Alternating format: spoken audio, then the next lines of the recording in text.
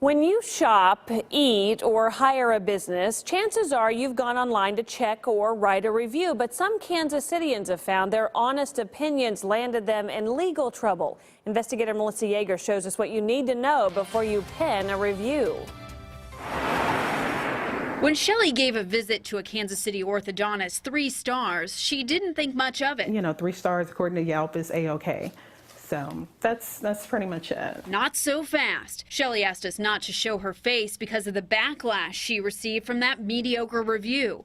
It started with the orthodontist himself, Dr. Dustin Burleson, thanking her for her review. And I thought, oh, wow, that was really nice for him to respond. And I let it go. A month later, a message from the office manager. He kind of goes through the same lingo as Dr. Burleson, but then demands me to take my review down.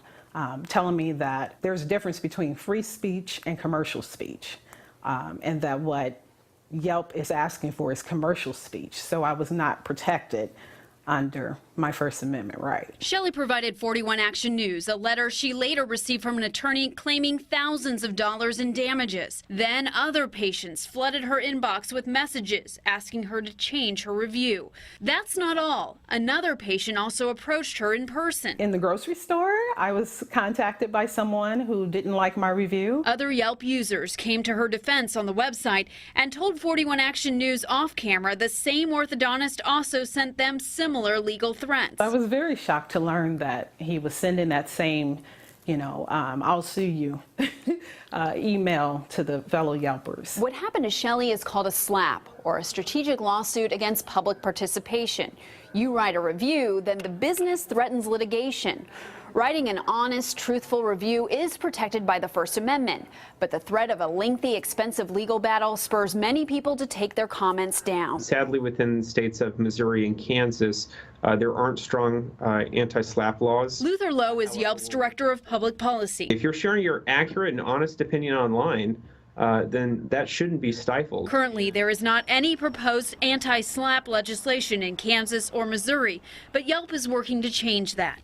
Yelp also encourages businesses to respond to negative reviews to give their side of the story. Suing your customers typically backfires because there are strong free speech protections in the United States, and when you sue your customer, you risk just having a lot of unwarranted attention to a matter that could have been resolved using private channels. Over the phone, Dr. Burleson told us negative reviews started popping up after he stopped advertising with Yelp, so he hired a marketing firm to deal with what he believed were fake reviews. But as we worked to verify that story, we found parts didn't check out. For instance, on Yelp's page, Dr. Burleson is still listed as an advertiser, and the attorney who sent Shelley the letter actually is a family law attorney in St. Louis. We contacted Dr. Burleson to follow up by phone, text, and eventually dropping by his office. We found no one at all in the waiting room to greet us or answer questions, something Shelley described in her review that contributed to her 3-star rating. Shelley says she doesn't plan to take down that review. I'm not going to be bullied because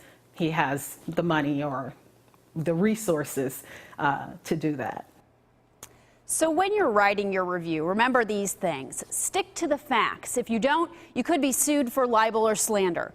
Don't resort to personal attacks. Stick to your own personal experience and don't write angry. And finally, give positive reviews too. Those are just as important as those bad reviews.